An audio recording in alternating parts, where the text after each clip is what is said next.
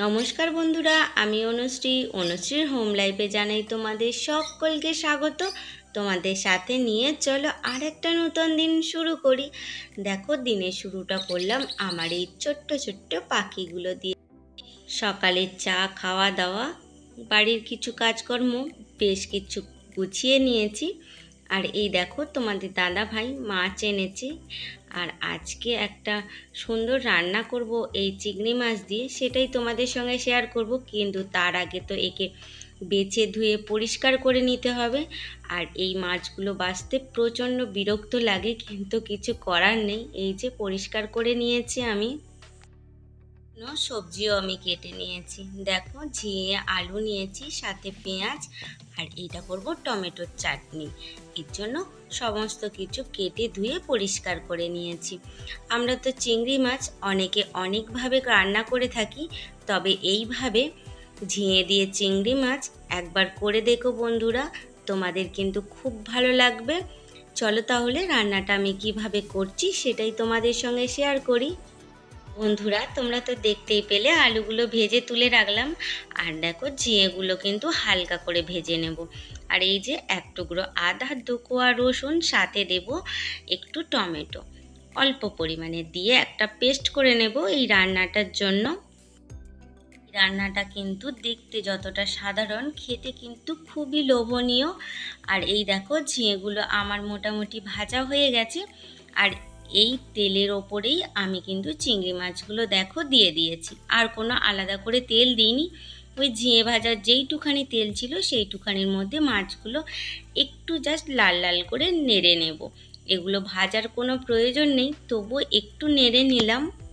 সকল বন্ধুরা আমার ভিডিওটা দেখছো, তোমাদেরকে মন থেকে অসংখ্য ধন্যবাদ জানাই। যদি ভিডিওটা কোনো অংশে ভালো লেগে থাকে তাহলে প্লিজ একটি লাইক দিও, চ্যানেলটা সাবস্ক্রাইব করে আমার পাশে থেকে যেও।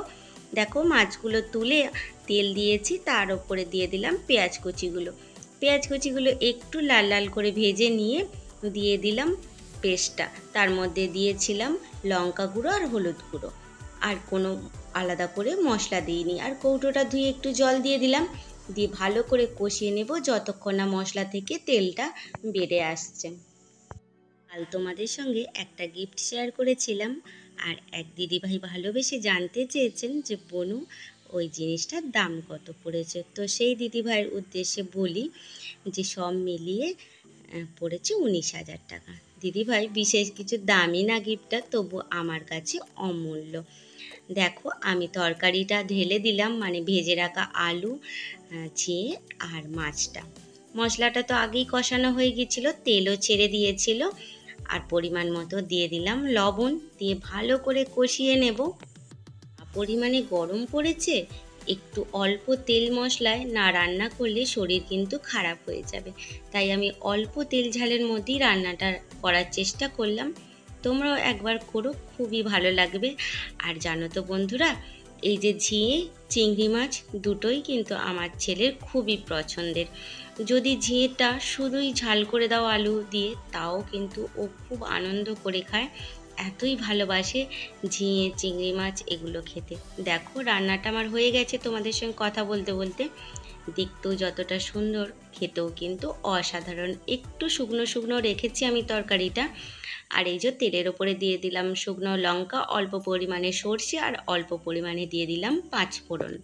এই গরমের মধ্যেই মনটা খালি মনে হয় একটু চাটনি খাবার জন্য, তাই টমেটোর চাটনি করে নিলাম। আজকে দুপুরে লাঞ্চ এই দিয়েই করে নেব। বিকেলে মাঠে চলে এসেছিলাম, মানে কাছের যে জমিতে বাদাম বসানো হয়েছিল সেখানেই। আর তোমরা যারা অনেক দিন থেকে আমার ভিডিওগুলো দেখছো তারা তো জানোই যে এখানে আমি কুমড়ো গাছ বসিয়েছিলাম।